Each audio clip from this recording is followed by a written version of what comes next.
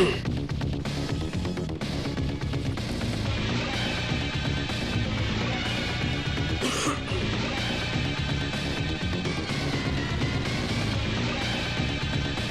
not even sure if any of this is gonna work.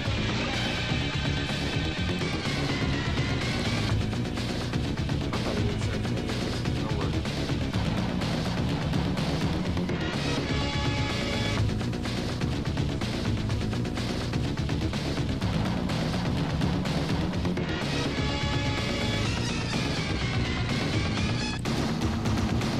You know, hold on. Internet, I tried all this new stuff out. I don't know what I'm doing, as you know. Hopefully you guys can hear me. Can you guys hear me? Uh-oh, there's an echo? That's always good. Internet, I tried all this new stuff out. I don't know what I'm doing, as you know. Boom! There it is. Solved the problem. Okay. So, yeah, I've always wanted to try. You notice the beach in the background. I'm at the beach. I thought I'd go on vacation. This is the Tekken 4 beach stage I found. So what do you guys say? Do I sound okay? Is everything reasonable? Everything looks okay? Does everything work? I think everything works. I'm at the beach. I thought I'd take a vacation from those two clowns that I usually hang out with on Thursday nights. But the truth of the matter is, ever since I've started doing podcasts, it's already been since 2010. I've always wanted to try doing it just by myself. I've always had guests. I've always had, friends of mine or, a lot of people involved. And I always just wanted to try it. So today I'm going to fucking try it. We'll see how it goes. But there's a couple things I want to talk about before I start getting into all the great ideas people had. I turned the chat off. You guys just like bear with me for a minute. I could see you. You're all shitheads. I could see all those Eris is doing butt hash. I'm over here trying to concentrate, doing these complex overlays over here, and you guys are over here talking about butt hash. Come on. I thought I'd try out solo mode. So, the song, I really enjoyed it. What's his name? Evil AJ suggested it. I thought it was a good one. But anyway, so, couple things I want to talk about before I go into the topics. ATP shirts. I don't know if you guys know, but there's like maybe 40 to 50 people that ordered shirts, and I actually got them, and they looked super shitty. I was not happy with them. So I called the guy up. I told him, look, this isn't going to work out. We need to get them reprinted. So we had a big old thing, and he's reprinting them, and I'm going to have them in my hands tomorrow. So as soon as I can get them out, I'm going to get them out. So that's that. And he better not fuck around with me again. I was really cordial, and civilized. But I was kind of pissed, So anyway, we'll see how that goes. I'll keep you posted on that. What else? Oh yeah, so I recently lost my job at Super Arcade because the arcade hasn't been doing that well recently. They cut the hours, like Monday, Tuesday closed completely, and every other weekday they open at noon now. So all the morning hours are gone, and Monday and Tuesday the arcade is completely closed. So those people who did go to the arcade, who are perhaps, don't know that I'm not working there anymore, or went over to play me in Tekken on Mondays and Tuesdays, sorry, players. That's just, how it happened. Business is not great. I understand that, Watson's having a hard time, so that's the way it goes. They're still doing, of course, all the tournaments. Via is still involved with Wednesday Night Fights and whatever the fuck the other one's called that I don't go to. So that's still going on, and they're still doing, those special events like Sunday, what is that shit called? Sunday, Brothers, Smash Brothers. Sunday Smash Brothers. They're doing that, and they're doing the random Marvel 2 stuff on the weekends and all that stuff. But yeah, it's kind of tough these days for an arcade. What are you going to do?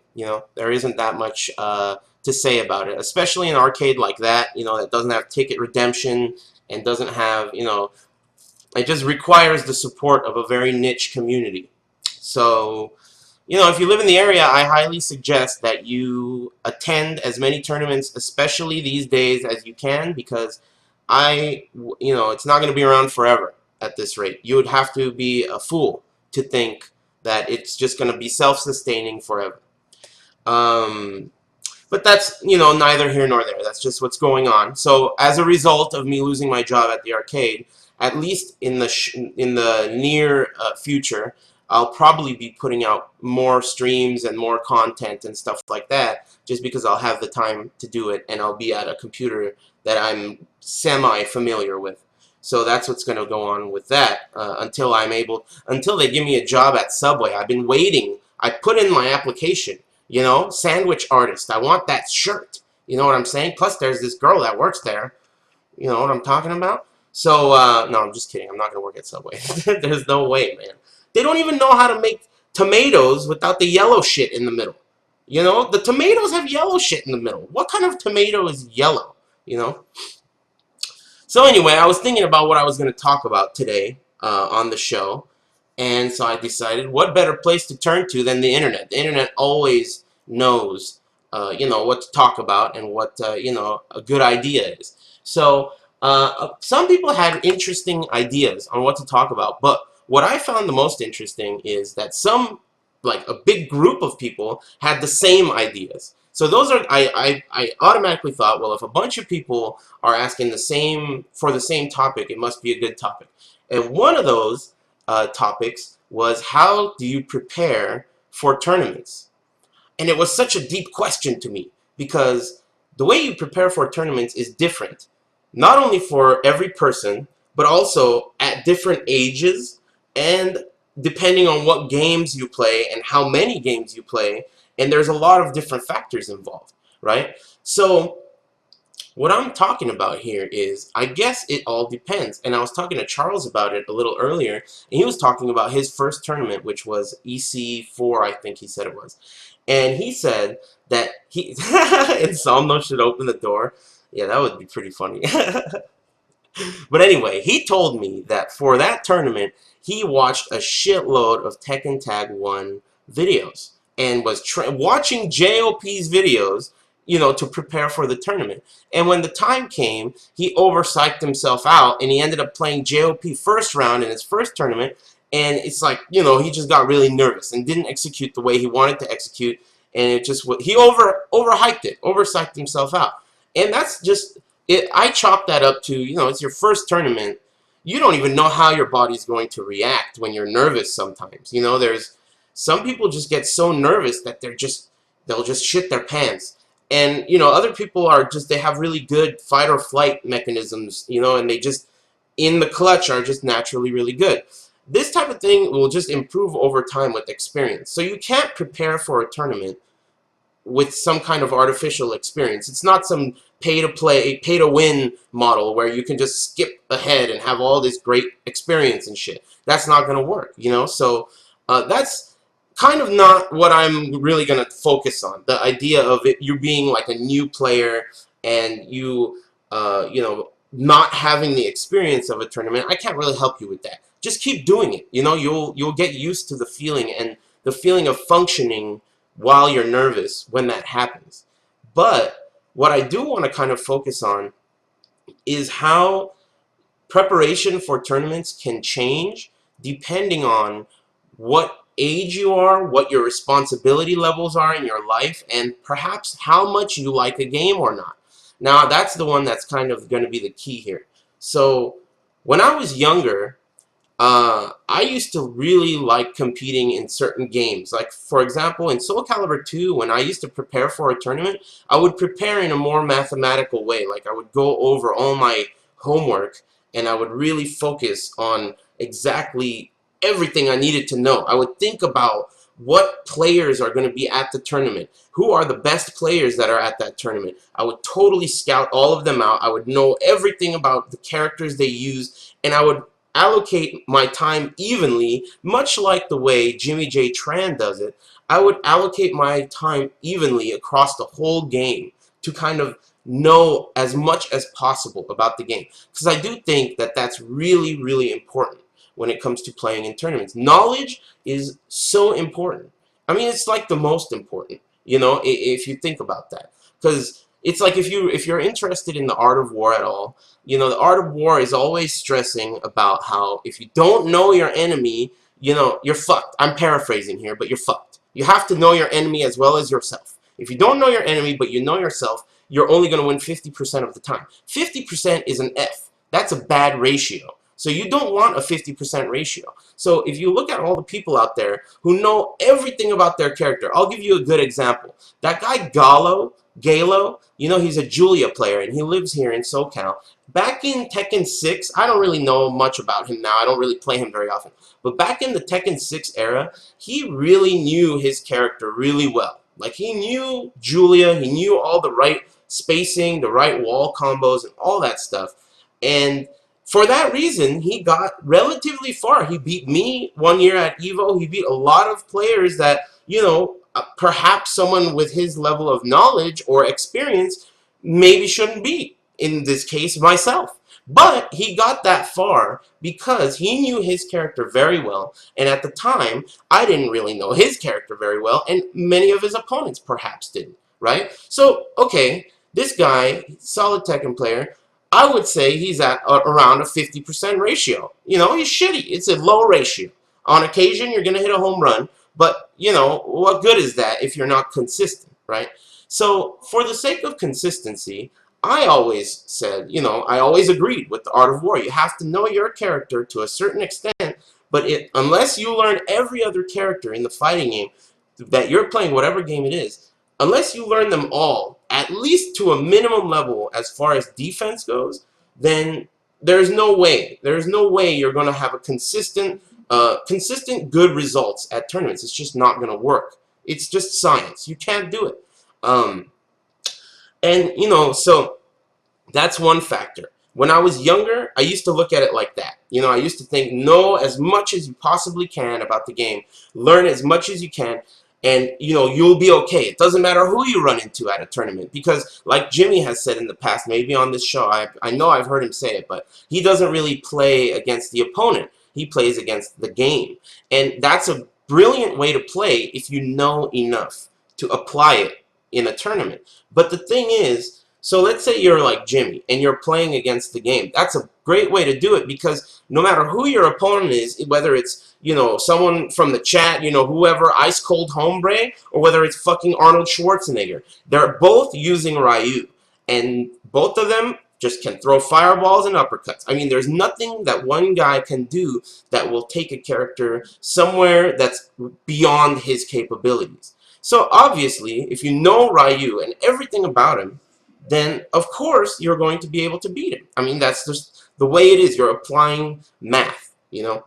So that's the way I would think if I had nothing to do, no, you know, nothing to do at all. Just like all the time in the world to spend researching the game that I really like. So if you don't, you know, if you don't have that kind of time, let's say you're an older kind of guy, an interesting article that someone linked to me, I think it was Reality, it was an interview with Infiltration, and that, I have it right here, it's on Event Hubs, and you guys can look at that right here. Infiltration's main focus, physical training instead of in-game practice. So I was thinking about this article. It says that, you know, now that he's at this very high level, you know, he focuses on health and he focuses on that kind of stuff. You know, I think that's really, really interesting because I myself, going into Evolution 2013, had a really unique outlook on, you know, the whole tournament. My preparation process was different this time than it ever has been. First of all, this was around, coming up to Evo, I was very focused on losing a lot of weight and just being healthier in general. So I had this like good attitude in the first place, right?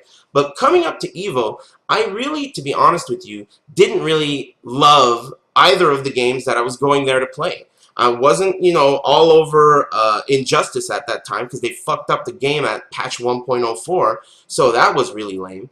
And, you know, for Tekken Tag 2, as you guys know, I have some gripes with the game, so it's not like I'm, sucking on that game's dick all the time. It's frustrating. That game is very frustrating for me. Obviously, I still love it. I still play it all the time. You guys see me playing it all the time. I put myself through torture to play it. But going up to the tournament, I didn't feel it in my heart.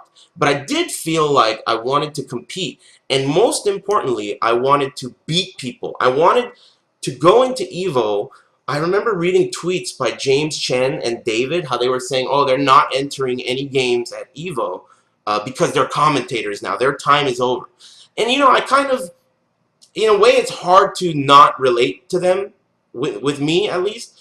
But, I myself, when I think about myself as a player, as opposed to like someone who runs a website and someone who puts out content and has a YouTube channel and commentates, when I think of myself as a player, the most important thing to me is beating people. I want people to know that if I'm going to be at the tournament, at least I'm going to be a threat. Like, I want people to know. Don't fucking forget, yeah, I'm not good. I'm not good. I know. But don't forget, if you just for a second close your eyes, I'll beat you. That's what I was thinking. So my mentality going into EVO this year, this past EVO, was make sure that you're not sick.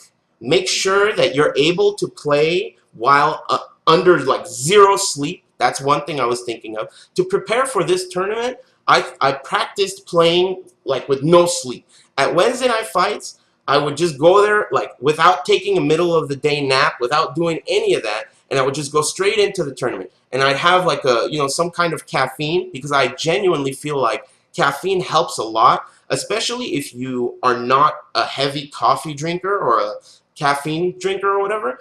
I'm not. I don't drink a lot of coffee. I don't drink too many energy drinks or any of that stuff. Just, maybe once a week, right? So what I did is during that time, I stopped drinking energy drinks except for right before a tournament. And another thing that I did, as you guys already know, I'm a florist. I like flowers. But in order to train myself to be able to play completely sober, I entered every tournament completely sober. So I could just, prepare and be ready to go. And I genuinely feel like this kind of preparation, though it had nothing to do with the game at all, I didn't enter practice mode. I didn't even particularly like either game in terms of just really enjoying the game. At that time, I just wasn't into it. But I was into competing, and I wanted to fucking beat people. So this idea ended up being a really good idea. I practiced playing completely sober, and it actually worked. My performance was much better. You're not going to get any sleep at a major tournament. You're not going to get that. So maybe, I don't know, this is like a vague article. He mentions physical fitness, but he's not very specific. But what I took away from what he's saying in this article is that entering major tournaments and competing in major tournaments is not just about how good you are at a fighting game, especially if you're traveling for these tournaments. I mean, you're not going to get sleep. You're going to be getting casuals and money matches all night. You're going to be street walking the streets of Las Vegas Boulevard with Nick, who I'm sure is in the chat, while he's wearing a ridiculous outfit, talking to every girl he sees. I wasted my whole fucking EVO lollygagging and dilly-dallying.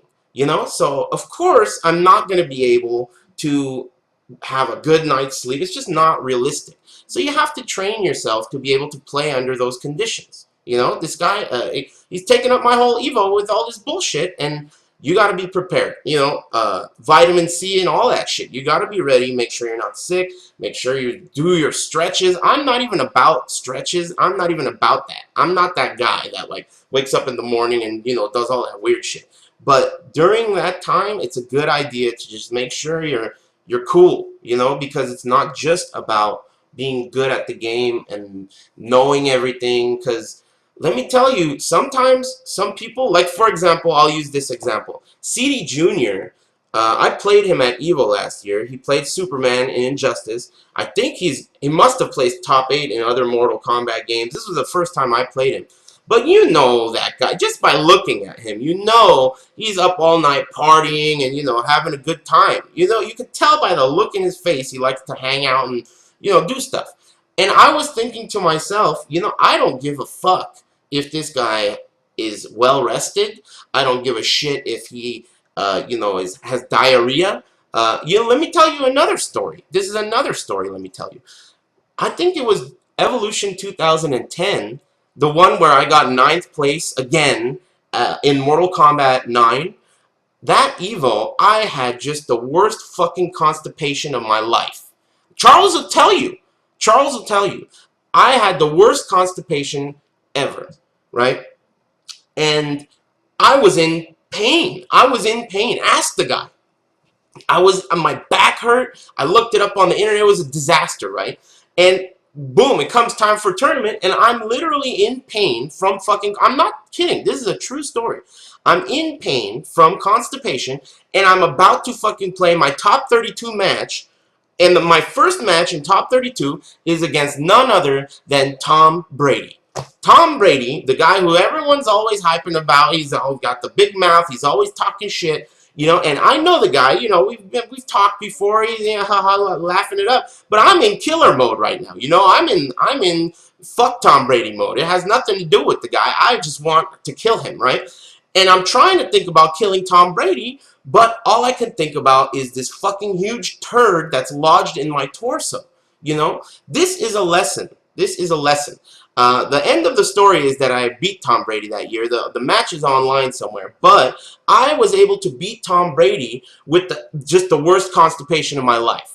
Okay, so point being, Tom Brady should not care less about what my physical problems are that day. He should be thinking, I don't give a fuck if Eris has a fucking tumor. I don't care if he has constipation or if he, whatever. I don't give a fuck. I'm playing him in 2 out of 3, and at the end of the day, the history books will say that either Tom Brady beat Eris or Eris beat Tom Brady. Or either Eris beat CD Jr. or whatever. You get what I'm saying? Nobody ever fucking looks at the little, asterisk next to it that's like, oh, he was sick, or his fucking mom died the day before, or his fucking dog's girlfriend broke up with her boyfriend, or, whatever. They never say that. And trust me, a lot of things are factors when it comes to tournaments. I've heard in the past GM has used as an excuse, he's used, oh, I broke up with a girl or something, or people in the past have said, oh, I'm having girlfriend problems, or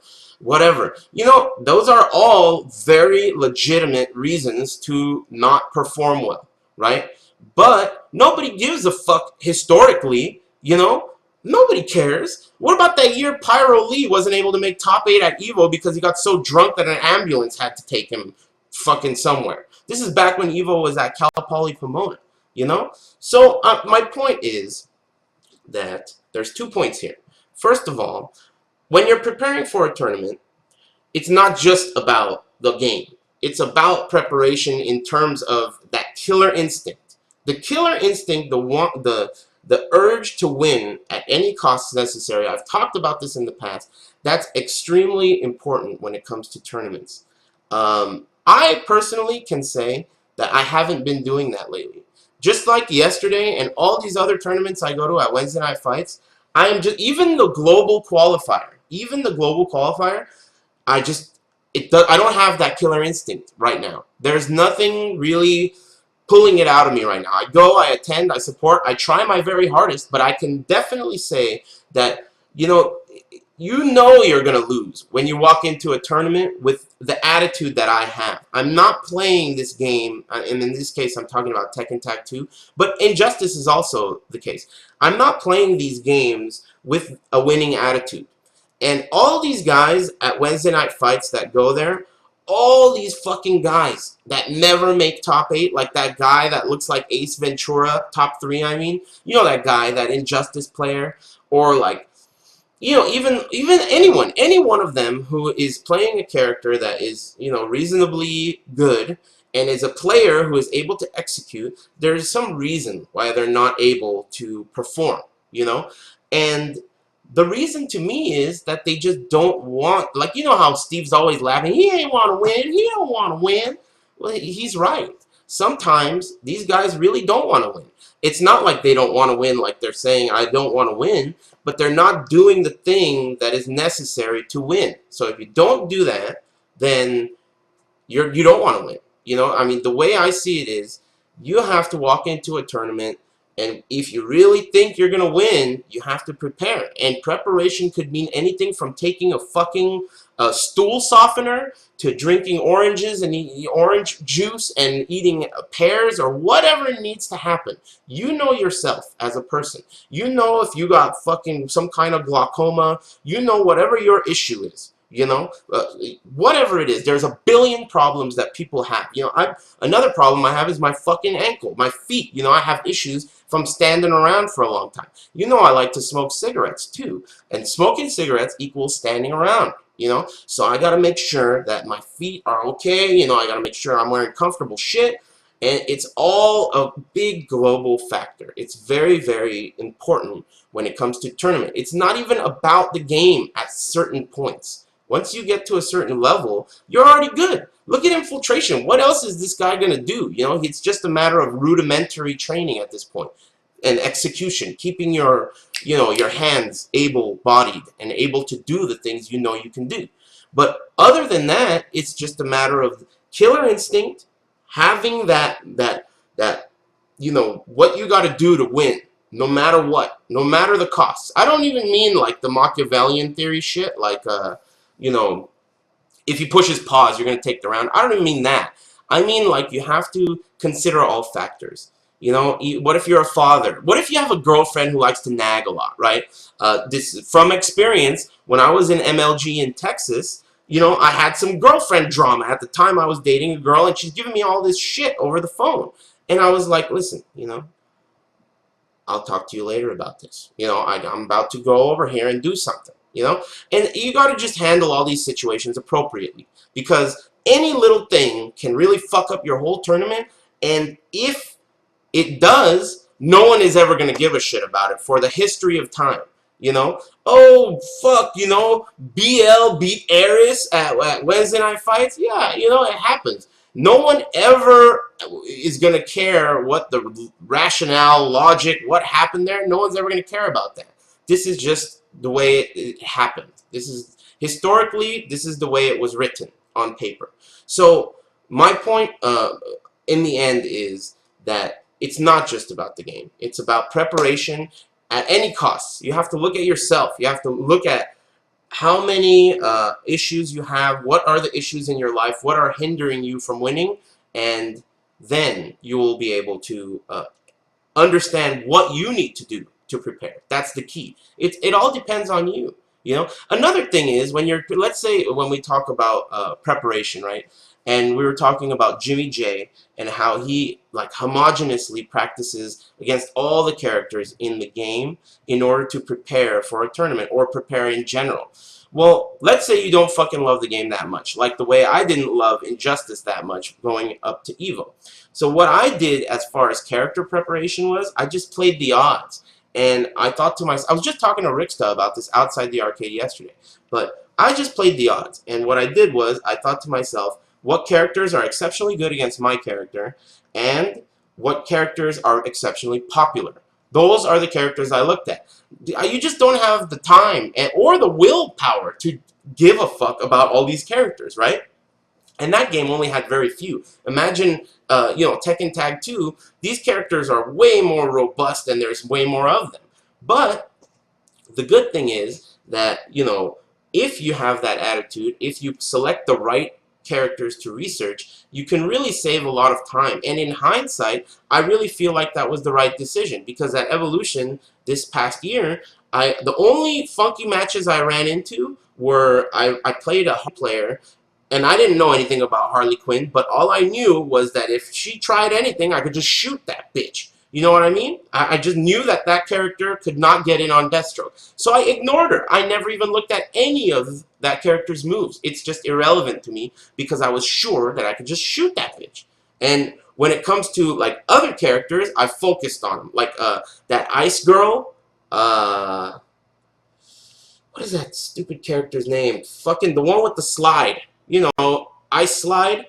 Against her, you know, I really looked into the character because everyone was saying, oh, that's a tough character to beat with Deathstroke. So I allocated my time in that way. And that's a good idea if you maybe don't have the willpower or the love for the game that Jimmy J has for Tekken Tag or that I had for Soul Calibur 2. It's a good way to prepare, you know? If I really wanted to win next week's Wednesday night fights, the way I would prepare for that tournament is I would look at every person that's likely to be there. So by doing that, I would look at the past 3 Wednesday night fights. I would look at who's going to be there, all the people that come to those. Out of those people, I would pick the ones that are difficult for me to beat. And of those people, that smaller group, I would look at their characters. I would take my time and I would make sure that my hands are able to punish these characters, to duck under the highs, to parry where I need to parry without my brain telling them.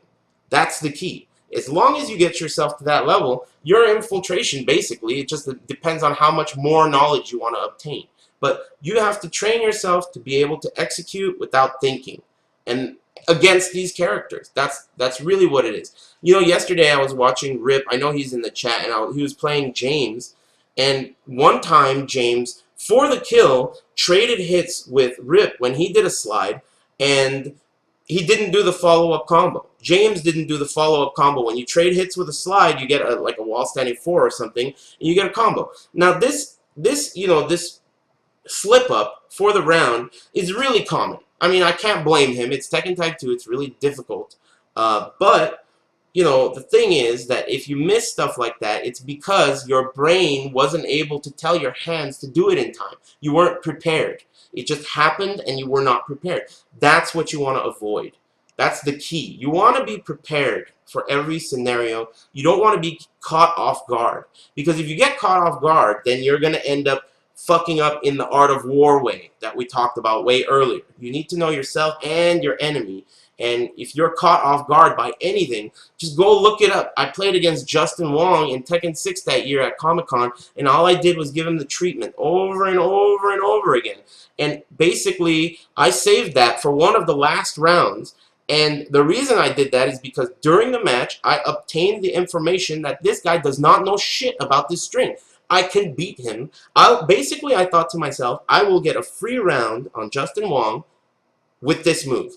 Save it for when you need it. And that's exactly when I did it, you know, when I needed it. So, point being, you know, knowledge is extremely important.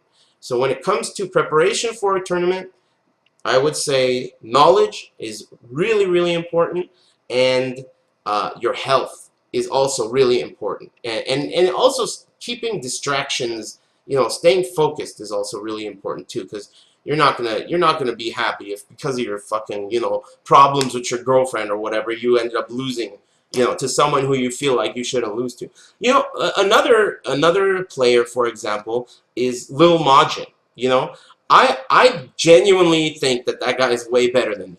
As a Tekken player, I think he's way better than me. He's placed at multiple majors. You know, all of the players that are really good, they talk about him like, you know, man, Majin's fucking good. And I know, I can see, you know, he's fucking super good. I ended up beating him at EVO, and who knows what the reason is for that. I have no idea what happened. I don't know what, you know, maybe he says that, you know, it's a pad issue or whatever it is. That could all be very true. Eddie Pistons said it the best. When I beat Porkchop at MLG Dallas, and we went back to Eddie Pistons' house, Eddie Pistons was laughing his ass off because I beat Porkchop. So he went up to Porkchop and he was like, "Hey man, I heard you lost in the tournament. You know, what happened?" You know, he went up to him, and Porkchop was like, "Oh, I lost to a pad, man. Oh, I just lost to a pad. I didn't lose to a player." And then Eddie Pistons, he put that huge smile. You know, that Eddie Pistons smile. When someone's about to get trolled, that Grinch smile on his face. And he said, "Did that pad have a beard?" And, I mean, come on, that's perfect. That is exactly what I'm talking about. He doesn't give a fuck about what the reason is you lost. You lost. End of story. It doesn't matter whether it's a pad, whether the pad has a beard. None of that matters. All that matters is that you lost and the history books have been written. You know? That's it. So, I forgot what the fuck I was talking about. But, you know, you gotta prepare. Basically, you gotta prepare because no one gives a shit if the pad had a beard. You know what I'm saying? No one gives a shit. if you were constipated, or none of that. It's all on you to prepare. None of your excuses matter. None of my excuses matter, which is why I usually don't give them. I have no excuses. I just lose. When you lose, you lose. And when you win, if you're consistently winning, it's because you've prepared. You are ready to execute what you need to. So anyway, that's that. What I was thinking about doing this show just by myself? It would make the water drinking aspect of the show very difficult. I mean, what are you guys going to do while I'm drinking water? I'm thirsty right now, so.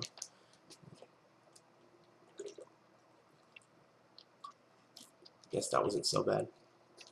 Anyway, so the other topics that were brought up that I thought were interesting, I actually wrote notes down today. This is a first. You know me, I do not like doing this shit, but I can't even read my own handwriting.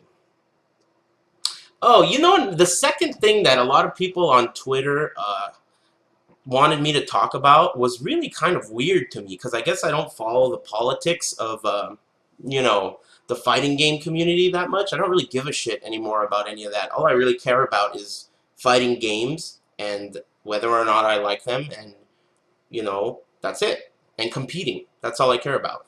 But a lot of people were saying that, there is some kind of favoritism, and how do you feel about the Tekken's, inability to be put on streams in which the streamer doesn't like Tekken, or the Tekken stream curse? It wasn't Reality said that, a bunch of people said that, and I was just thinking to myself, what are they talking about? What do they mean? Do they really think that a streamer, let's pick one, right? I Play Winner. So I Play Winner had NCR. At the last NCR, Tekken didn't get a lot of stream time. Or even, Evo, Tekken didn't even get a stream until top 8, and it wasn't even on the last day. So I'm thinking to myself, the reason that happened is because, obviously, entrance, and not a lot of people want to watch it.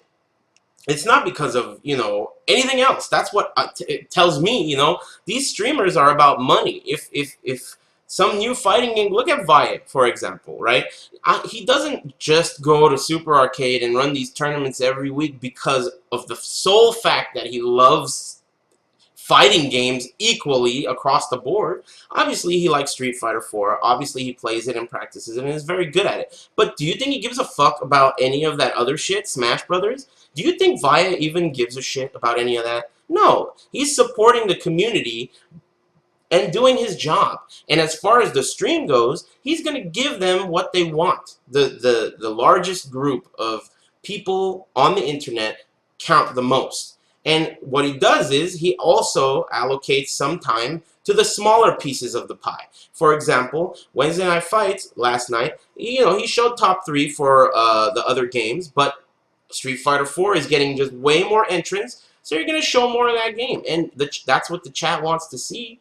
There is a smaller number of people that wants to watch Tekken. I don't think there is some conspiracy behind it. The Evo thing for Tekken, there's no conspiracy. It's just the way it is. And then people think that, blah blah blah about you're not doing enough to make people put the game on stream. What am I supposed to do? I already do as much as I can. There's nothing I could do, and there's nothing that I even should do, because why would I go out? That would be like being some fucking weird dude that's trying to stuff shit down people's throats. That's not me.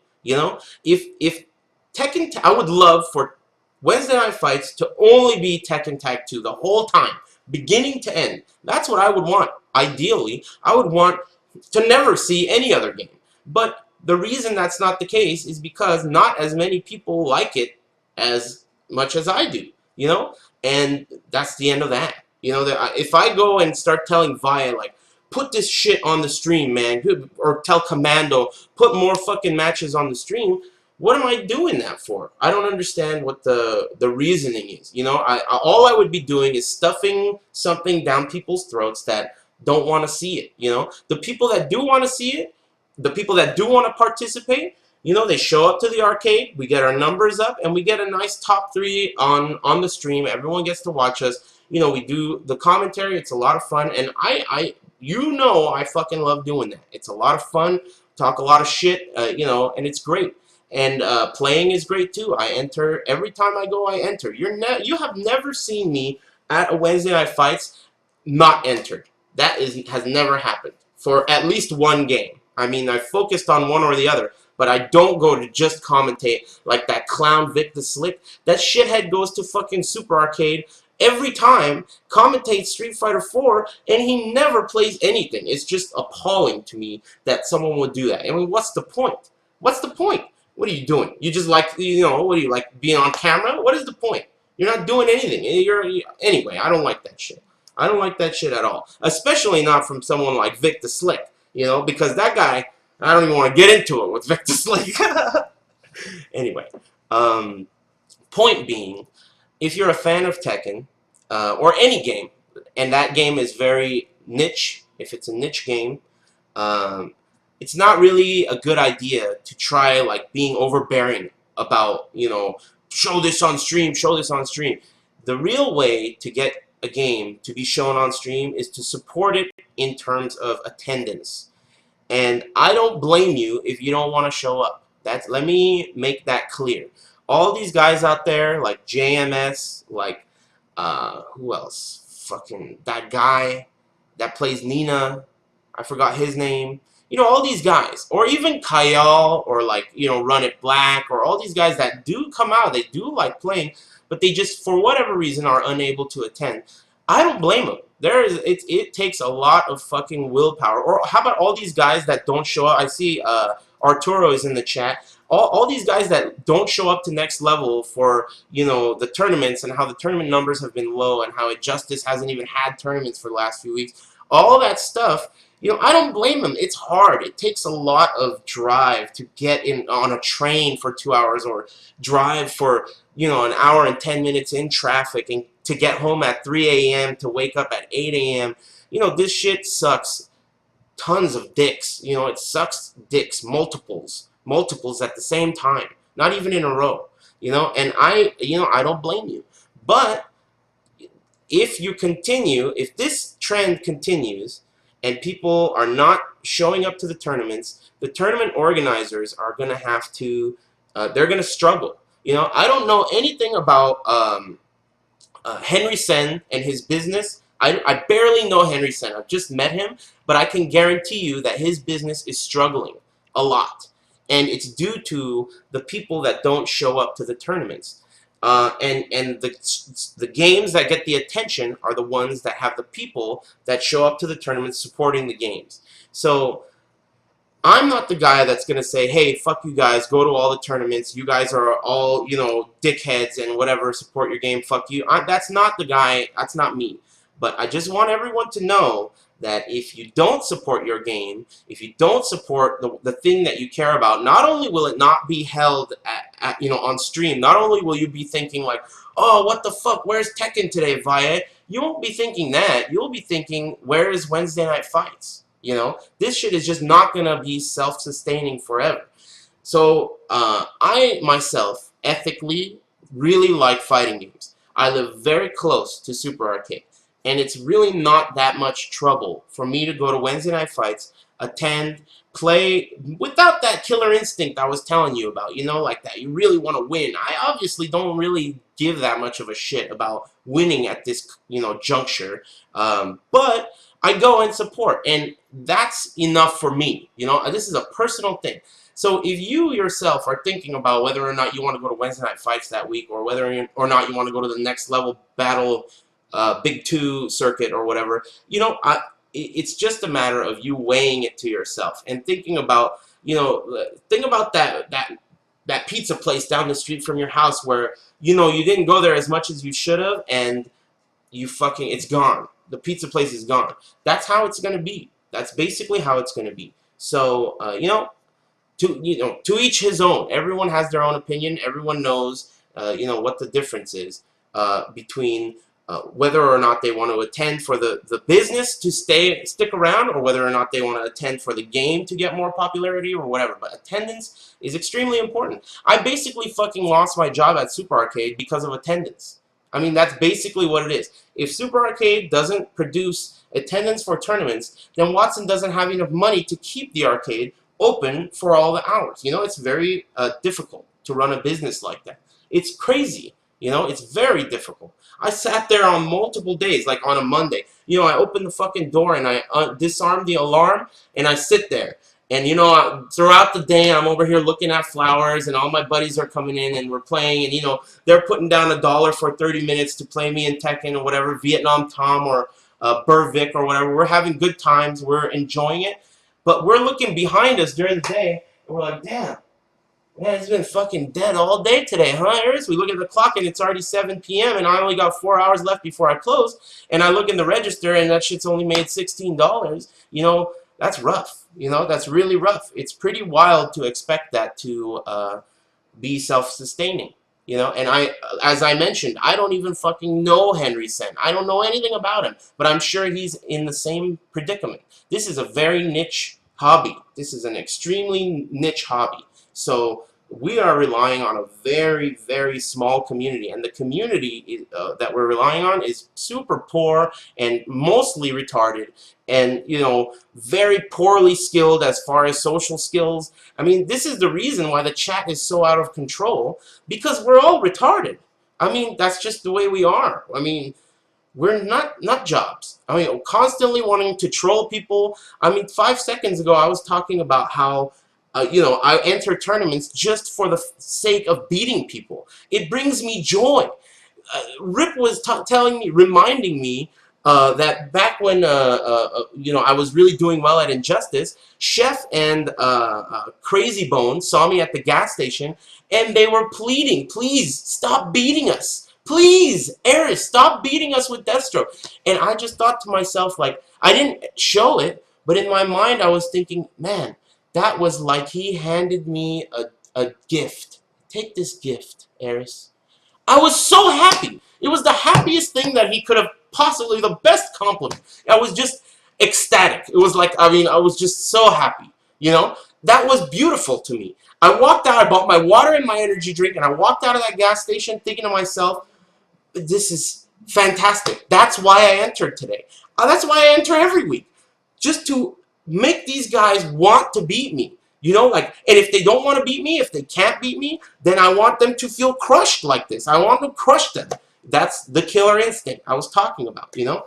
And, I mean, I don't even know how I got to this. Oh, yeah, I was talking about how retarded the chat is. Yeah, I'm retarded too. Anyone who would take that much pleasure in someone else being trolled that hard, something's wrong with you. You know, obviously, something's wrong with you. You're not, you know, operating on all cylinders. You know, and every one of these people in the chat room right now, I can't read it. It's too small. But look at them. All these Kappa faces and big open mouths with, you know, all that shit, they're all nut jobs, every one of them. And this is why we're unable to sustain ourselves. And this is also why every time some kind of, you know, umbrella sponsor comes into the mix, they're like, whoa, these guys are a bunch of fucking Looney Tunes, you know? I'm out of here. Fuck this. I'm going to take my money and go elsewhere.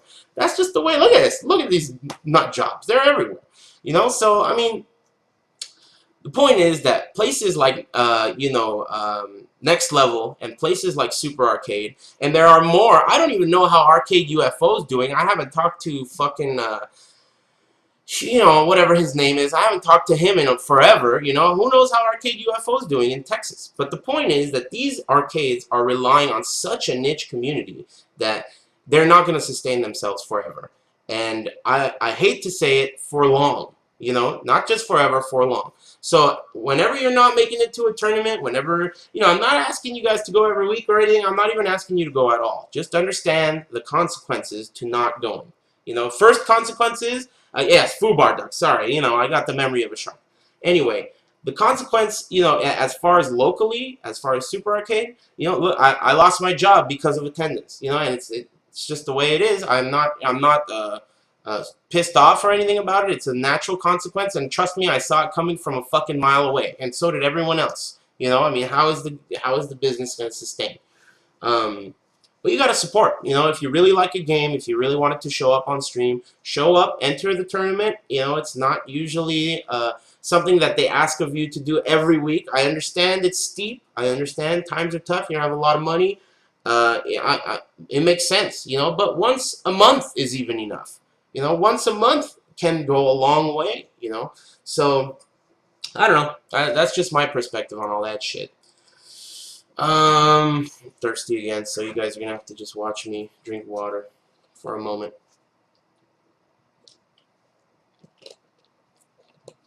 All these people are asking, why isn't Super Arcade a LAN center? You're talking to the wrong guy, dude. You're gonna want to talk to Michael Heathcliff Watson about that.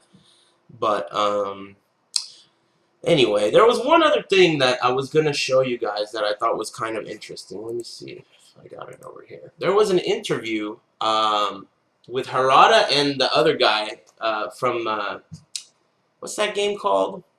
DOA. The producers of DOA and Harada, you could find this on Silicon Era, I guess. Someone linked me to this shit. But it was an interesting interview about the free-to-play model and how, you know, how the rationale behind taking their games online and stuff. The thing that I found weird about it is that there's this part right here, you know, where he talks about how fighting games have matured to a point where, you know, they're not.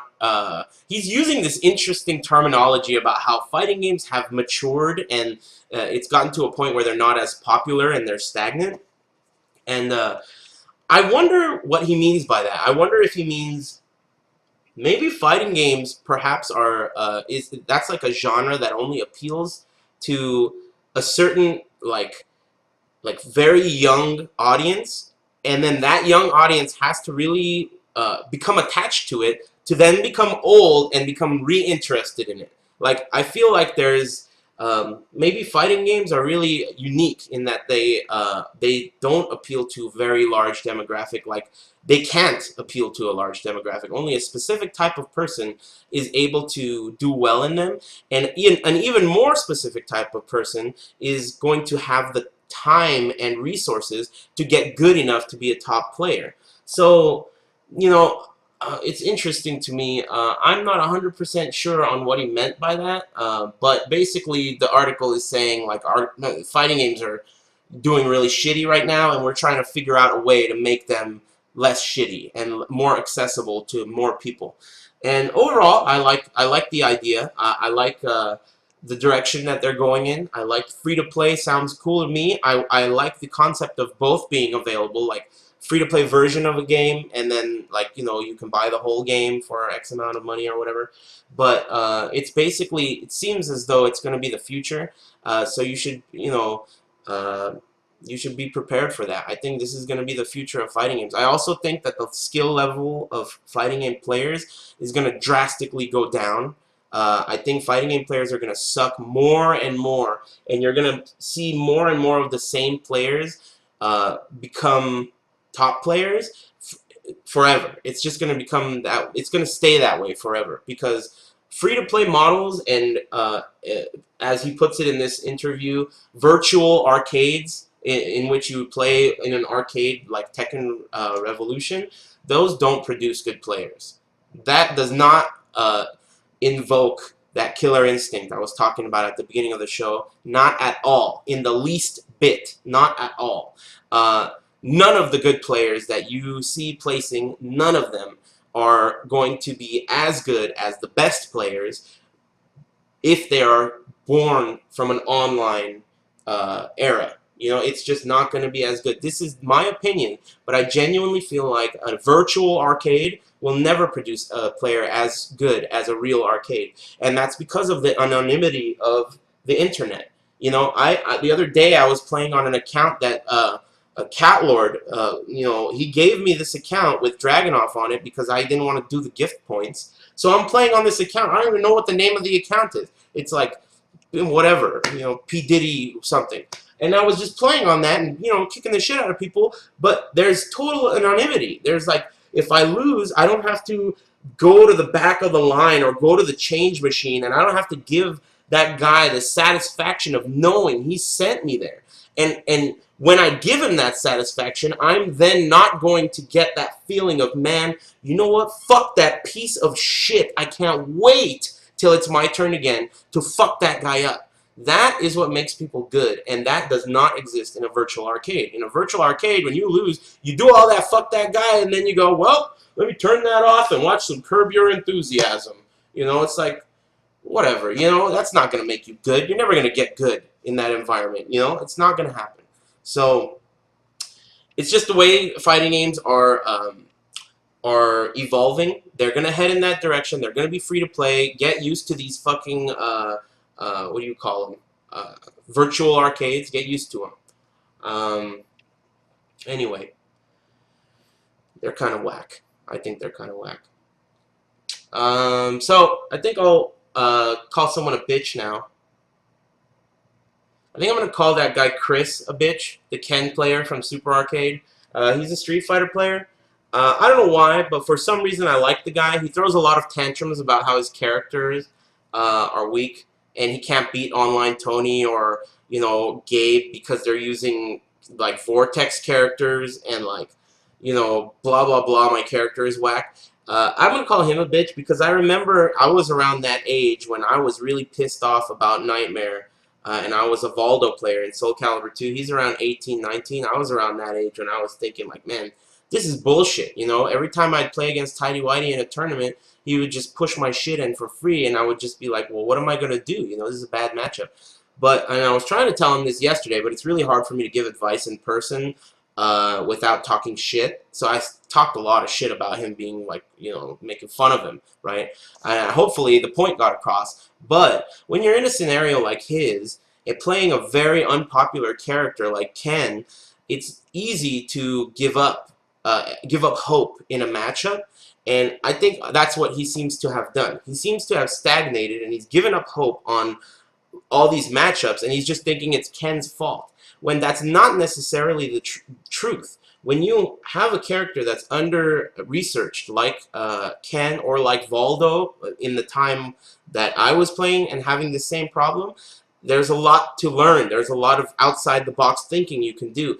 And for myself, with a positive attitude and with that feeling of, fuck this guy, I can't wait to cut his throat next time I play him, with that attitude, I was able to figure out new ways to turn the matchup around. And in the end, I felt like Valdo had like an advantage over Nightmare, which is very rare that would happen. But, the matchup can change. You got to think outside the box. You got to think about who your opponent is. And, again, they're limited to their character. It doesn't matter who it is. Rocky Balboa or fucking BL. They're playing the same character. It doesn't matter.